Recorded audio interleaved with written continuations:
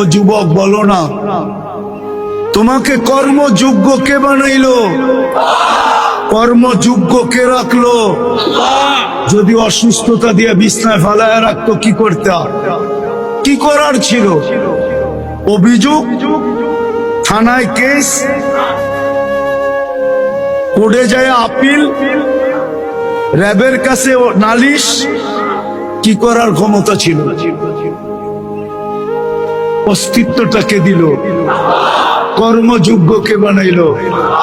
কর্মযোগ্য কে রাখতেছে? কতটুকু নুন খাই, গুণ কতটুকু গাই? গুণ তো গাই না আল্লাহ।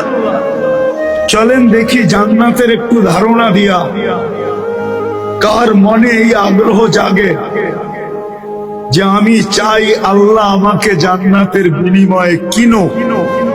এই আগ্রহটা কার মনে পয়দা হয়? একটু জান্নাতের ধারণা দিয়া দেখি। আল্লাহ কিন্তু জান্নাত দিয়ে কিনতে চাইতেছেন। কিনবে কে? ক্রেতার